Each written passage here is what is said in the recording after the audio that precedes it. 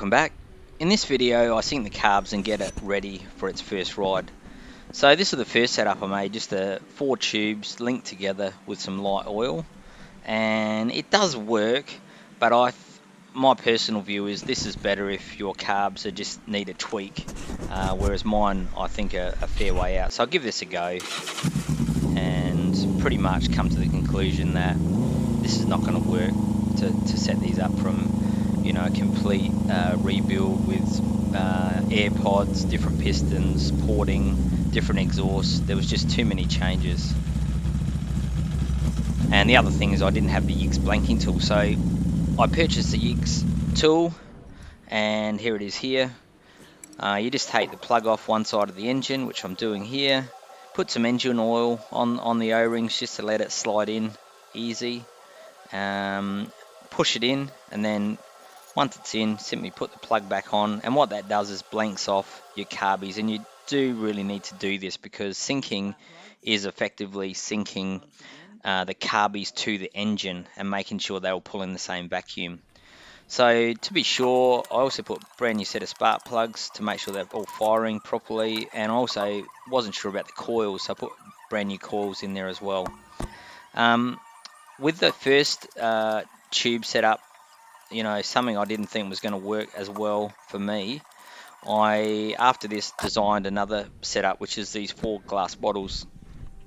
Now, you'll notice one of them's full, and the idea with this is that there's 1 tube per cylinder, and there's a common tube here, which goes and connects all bottles together, and each tube runs right to the bottom of the bottle, and I just fill up 1 bottle fully, and that way it's impossible for that to drag into the engine.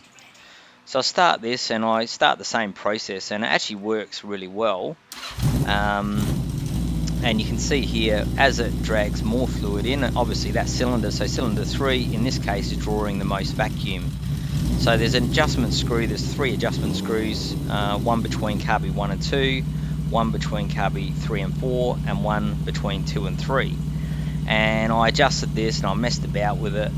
And to be honest, I did the typical guy thing and messed with it, and then I read the manual and finally figured out, this is not actually the easiest way to do it, and the way I was doing it like this, I personally think is not right. You just follow yourself around because the adjustments are so fine.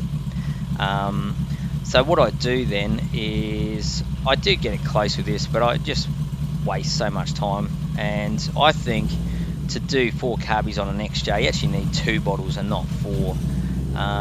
So what you'll see in a moment is, after trying this, is I decided that the best way to do it, and what pretty much the manual says, is you balance carbies 3 and 4 together, and you adjust them using the screw between those 2 carbies.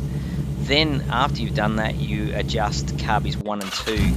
And this is what I'm doing here. So I'm starting off with 3 and 4. It's so much easier. So all I've got here is I've clamped off between 2 and 3, and all I'm trying to do is get the fluid exactly the same level between 3 and 4. Once I do that, I do the same with 1 and 2, and then once I do that, I'm at this point where I just connect 2 bottles only, 1 and 4 in this case. Start it again, and all I'm trying to do now is I'm matching the 1 and 2, which I've already synced, and I'm matching 3 and 4, what I've already synced, but only using 2 bottles. So I do it initially at higher RPM here, and as you can see in this situation, I'm only using bottles 1 and 4, so you only need 2 bottles in my view. So I do this at higher RPM, I get it quite steady, and again I know that carby 1 and 2 is matched to each other and carby 3 is matched, and this just allows me to synchronize both together using the center adjustment screw. So carbies 1 and 2, there's an adjustment screw between those. 3 and 4, there's an adjustment screw between those, and what I'm doing now is adjusting the center screw. I get this right, then I try it down just at idle, and it still holds the same level, and these are effectively synced now. I take the blanking tool out, I'm ready for a ride. I do suspect I might be dragging in air somewhere through probably worn throttle shafts, but I'll see how it goes. But yeah, this is how I've done it.